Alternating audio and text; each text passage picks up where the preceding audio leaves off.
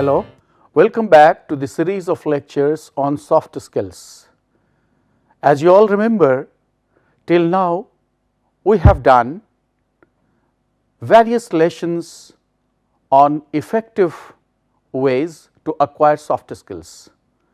And in the previous lectures, we had been talking how communicating without words is also a skill. In that lecture, we had referred to the various nonverbal cues which actually help in face-to-face communication, especially when you are communicating orally or say verbally. But then, as we said earlier, we communicate not only with words, we communicate with non-words also. And in that context, we had talked about kinesics, proxemics, chronemics, haptics, paralanguage and related cues.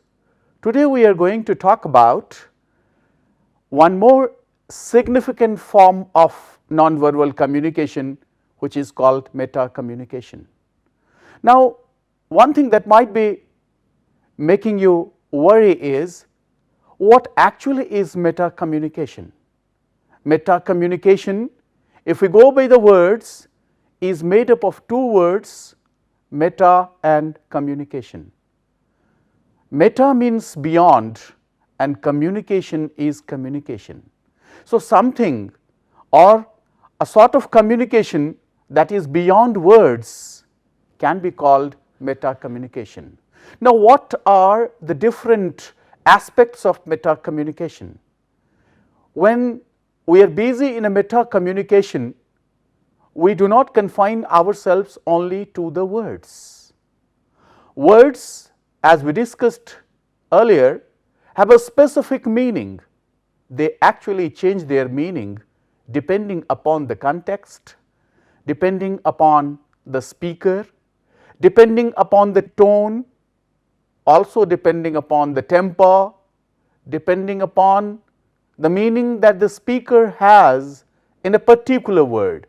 That is why we can call meta communication a communication that has got an implied meaning. And when we say implied meaning, what we mean is how actually the speaker chooses the words. Why did he choose a particular word in a particular context? Does a particular word can have a different meaning if the context changes? Of course. And moreover, how important is the tone of voice that we provide to a particular word? Sometimes we find many people fumbling. Sometimes we find many people hesitating, even though they are trying to speak something, but then they hesitate. And on another occasions, we also find people becoming silent or people stopping for some time and then speaking.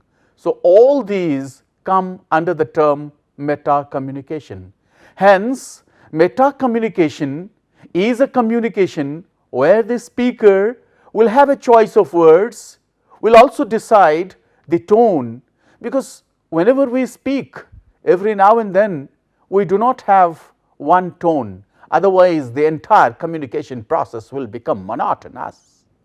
So, whenever you speak, you find depending upon the context, depending upon the situation, depending upon your own purpose, you actually start positioning the word, and the way you position the word, that actually lends a lot of communication to the entire context. Now, if meta communication is a communication beyond words, would it mean that it will be intentional? No, it cannot be intentional all the time. A meta communication may at times be unintentional also, because you never know the mind of the person you are talking to. You actually sometimes ignore the mood of the person, but still you are speaking. And sometimes when a speaker says something, you take it lightly, but you do not look into the nuances which are involved in the way he or she said it. So, we can say that meaning is not confined only to the words. After you speak a word, you sometimes maintain a sort of break, sometimes you maintain a sort of silence, and both these breaks and the silences are meaningful. We cannot say that a person who is silent does not mean anything. We shall see later how the meaning of silence can be extracted differently in different contexts and also in different cultures. Sometimes this meta communication may symbolize neutrality. Imagine whenever you are passing by a street and you watch so many people, so many activities, but then you do not speak anything. Does that mean you are not a part of it? Does that mean you do not have any reaction? Does that mean you are not affected? No, actually, sometimes maintaining silence is mandatory. It becomes obligatory at times, and sometimes when you do not speak, or sometimes when you omit to speak, you actually do it either to hide the meaning. You will find on various occasions, especially when you are at a workplace, you are working in an organization or in a school or in a college, you find that you do not want to react. What does that mean? That actually means either you try to earmark your reactions, either you try to hide your feelings or your reactions, or you simply want to say that you are totally impartial. So, through meta communication, we not only express, but we also try to hide meaning. There are different ways that meta communication can also show your lack of interest. For example, two people talking to each other, and you find the speaker is very excited to say something, but at the same time, if as a listener you do not react to, after some time you will find the speaker may feel ill at ease.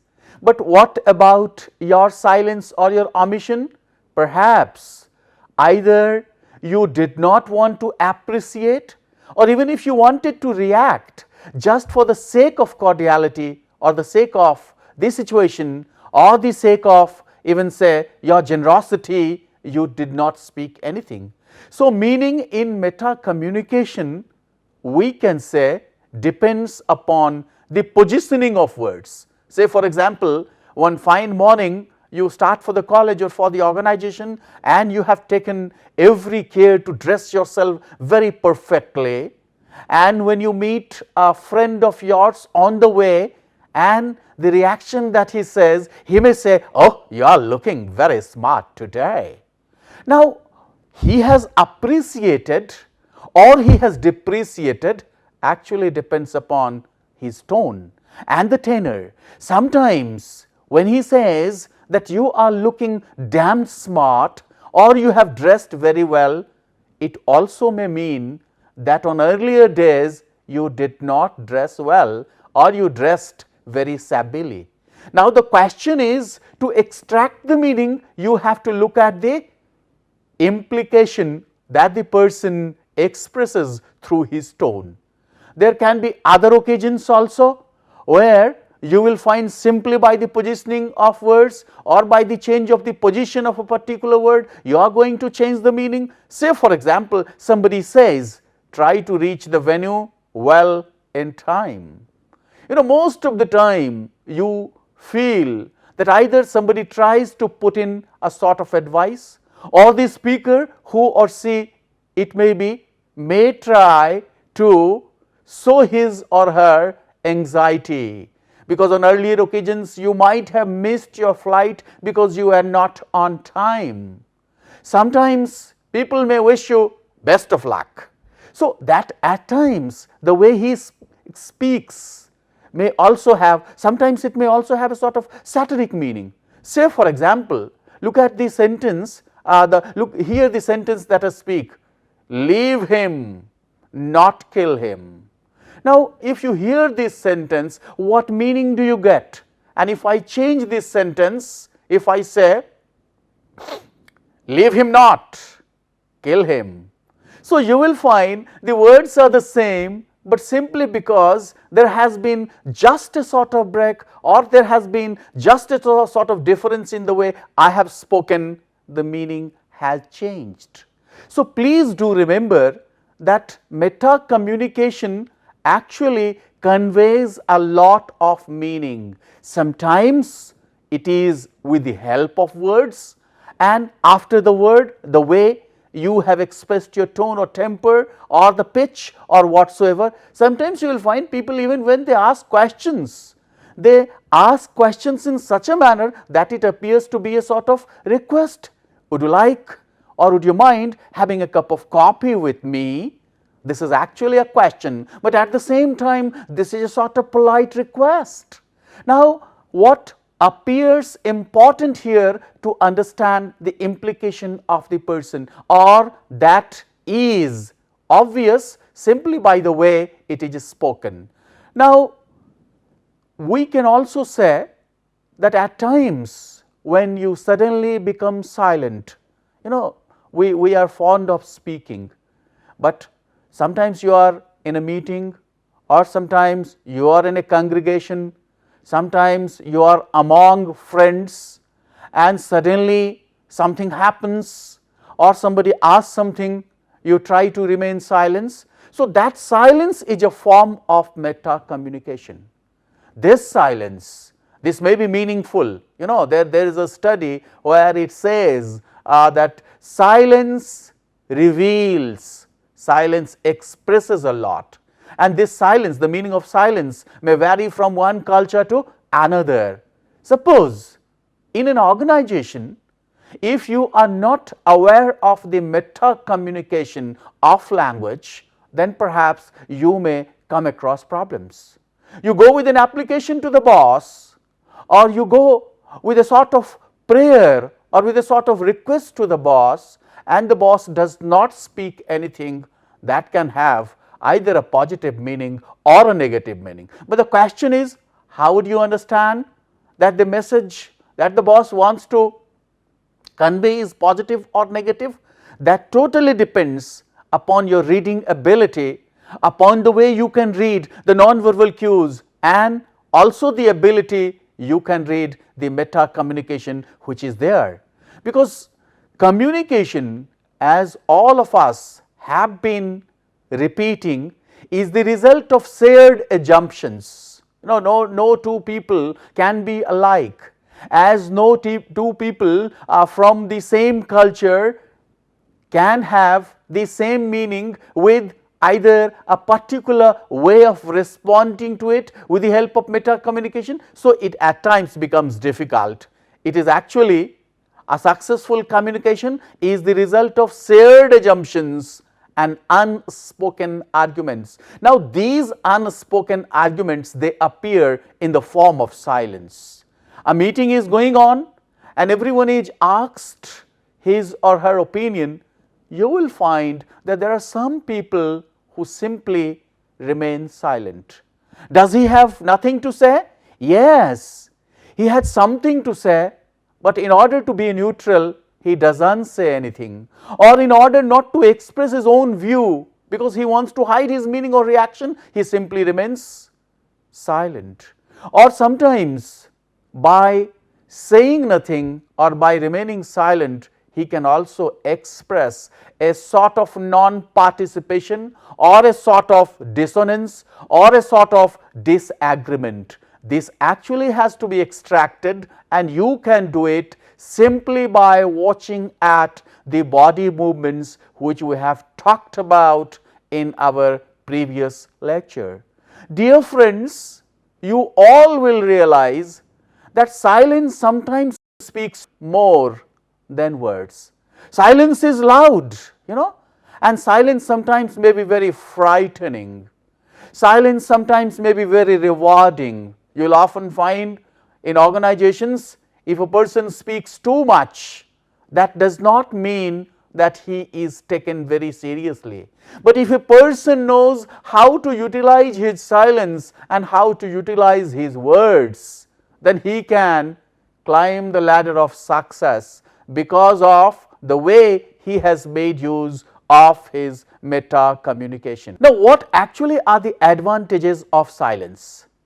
And here you should also know that there are different situations where you will feel that you require silence to have its own use. Suppose a speaker is speaking continuously. Suppose I am speaking, and when you as a listener on the other side, you sometimes may feel that why doesn't he stop for some time?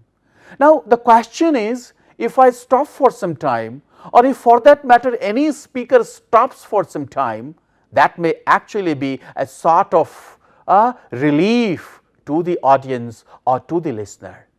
And you know, by maintaining a little amount of silence, you will find the efficacy of his words becomes too much. So, silence has several advantages, and one of these advantages is that it can relieve the audience or other people or listener or participants of a monotony, because a person is speaking and speaking. So, you want that there should be some space in and between his words, and this space actually helps you a lot because you are getting some time either to revise or you get some time to digest what has been said, what has been conveyed.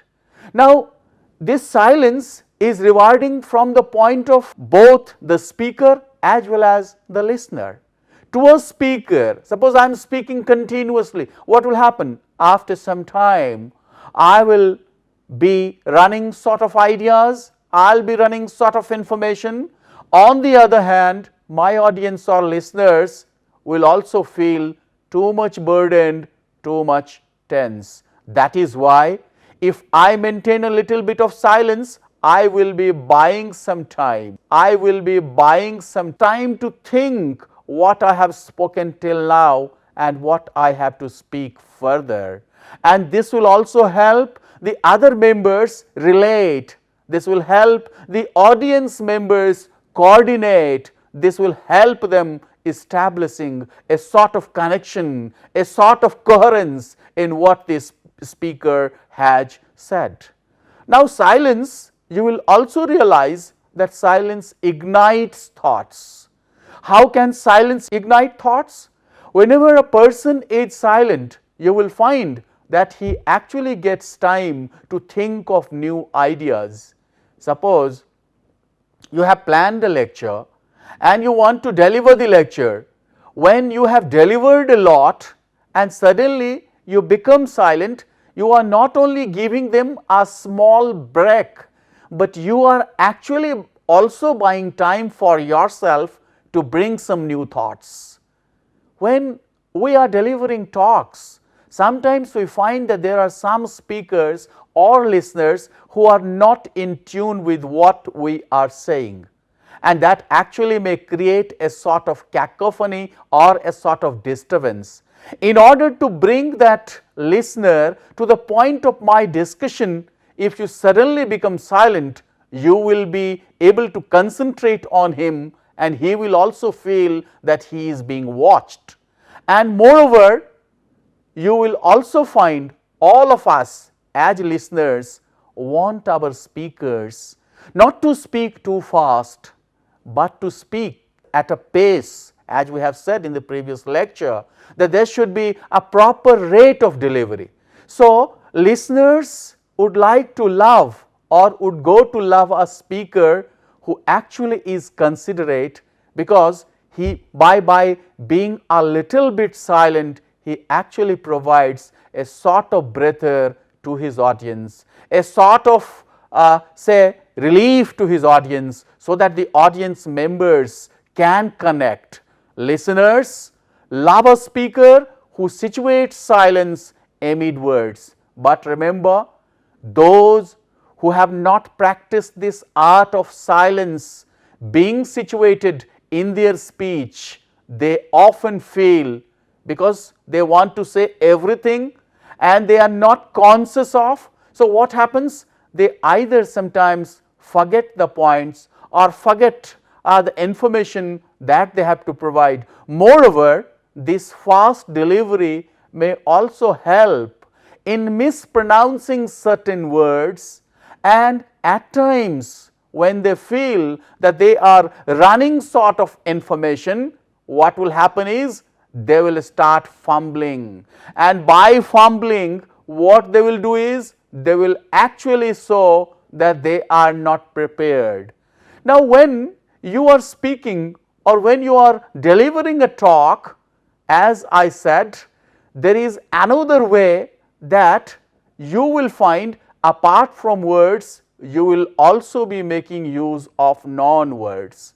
Now, non-words, as the word etymologically goes, is no words at all. So, when you do not have any words, what will happen?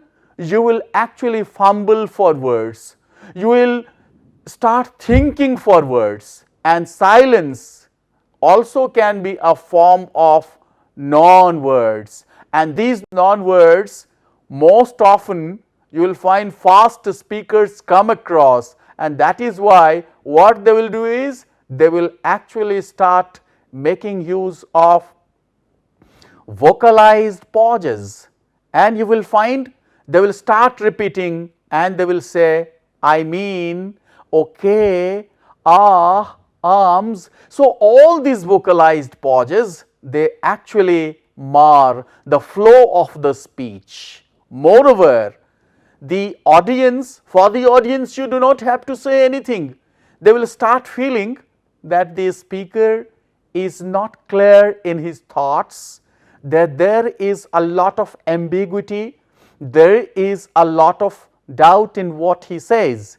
So, these non-words may denote or may convey ambiguity or doubt, and this happens only when you are not aware of for how much you should be silent, for what a sort of silence to be utilized there. Whenever you speak a word, you will often find, as I said in my previous lecture, that the rate of delivery should be between 125 to 130 words per minute. Now, in this case, sometimes if the speaker becomes very fast, what will happen?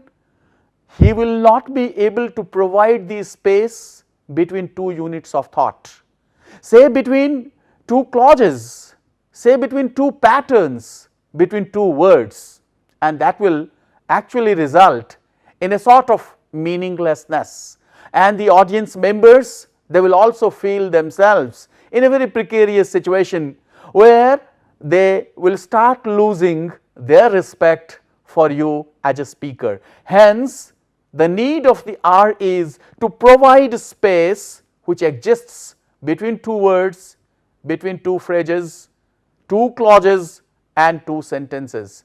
These non-words are very important when and for that there are different situations, not only in the form of a speech, but also when you are in the meeting and you want to say something.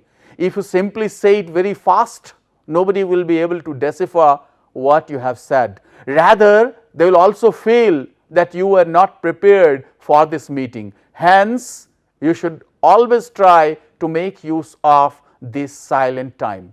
On every occasion, in every event, when you are going to speak or when you are going to listen, you will watch that there is a silent time.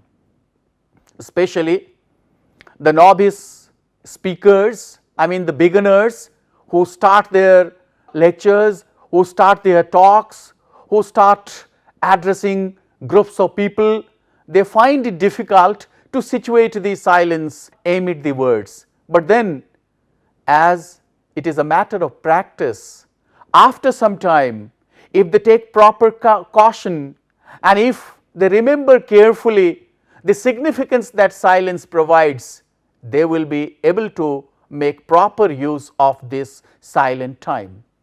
audiences most often hate too much noise and lengthy silences. Remember, if I say one has to be silent is okay, but to what extent? If you feel that you are going to speak on a particular topic and you wanted to ensure, you wanted to provide the listeners a sort of breather in the form of silence, and this silence, if it becomes lengthy one, people won't like, because they are already waiting for your new thoughts that are lying with you. So, when you are going to provide silence or you are to stop for some time, see to it that you do not stop for a long time. It has to be regulated. And when people resort, when speakers resort to non-words, most of the time you will find that it leads to a sort of confused noises. So, in order that this speech comes to take its proper shape, you need to provide silence, but you need not be silent.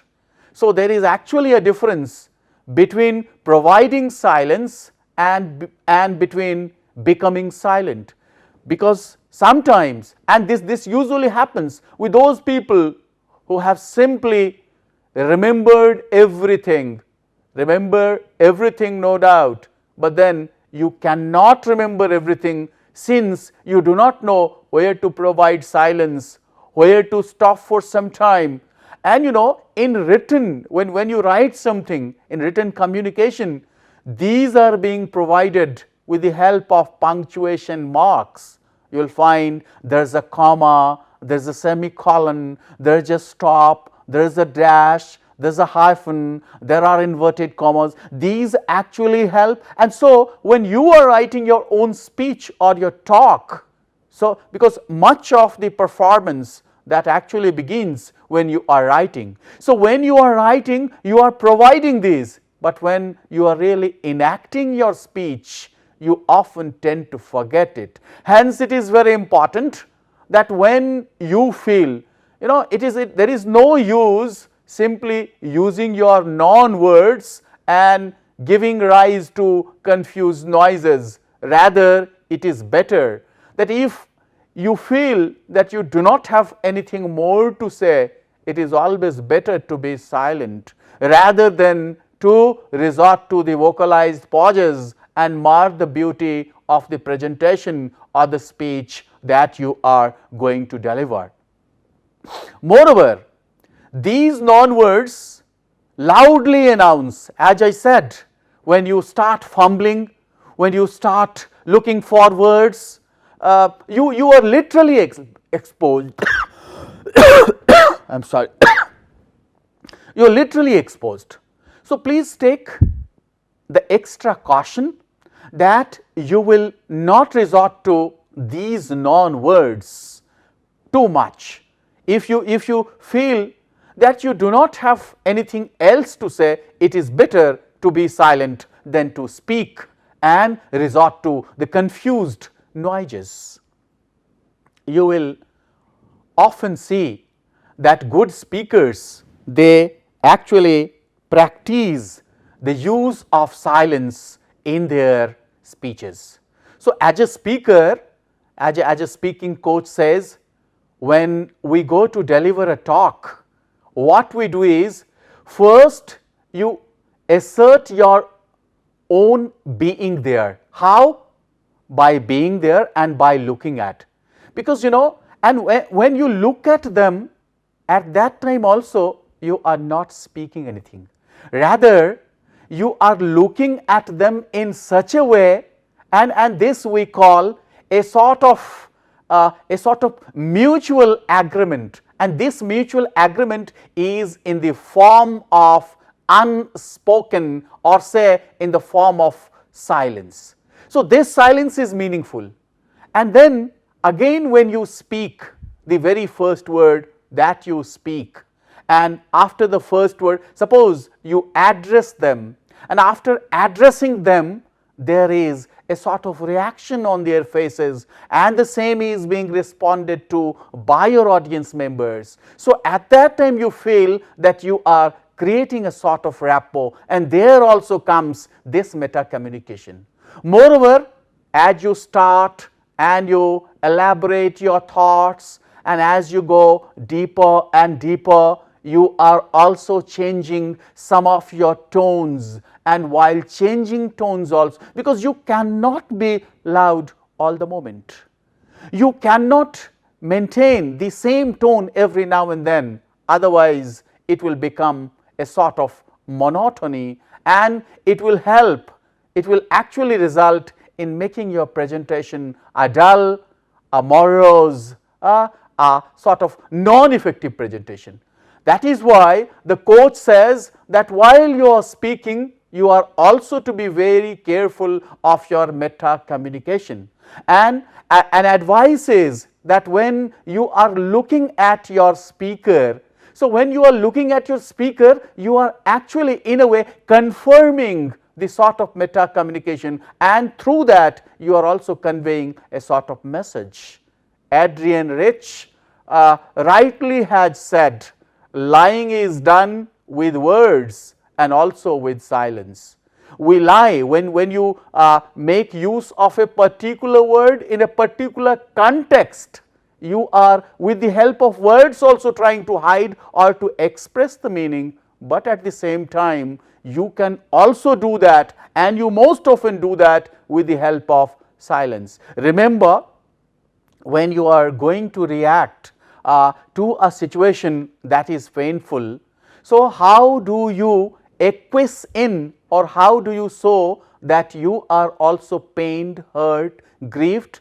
Simply by becoming silent. So when you are silent, or when you make use of silence, please see that this silence has a lot to say. And when you do that, most often you cannot do that, because the need of the hour is that at times you can also take pauses.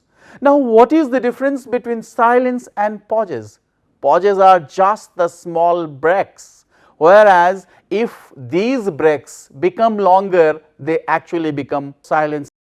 A speaker speaking a lot of words, and suddenly you find that he wants to take a break, so he pauses, and with the help of the pause he also tries to convey. So pause is also a sort of non-word, but then pause actually helps in dividing the speakers, their thoughts and ideas. The movement that you make in your entire pattern of thoughts, that you do with the help of the pause. A person who does not know how to pause and when to pause, because we have not been trained in all these things, especially you will find people who are either in dramatics or those who are in the field of acting, they are made to learn all these nuances of making silences and making pauses, because when you pause for a brief moment or for a small moment, you are trying to ensure a proper rapport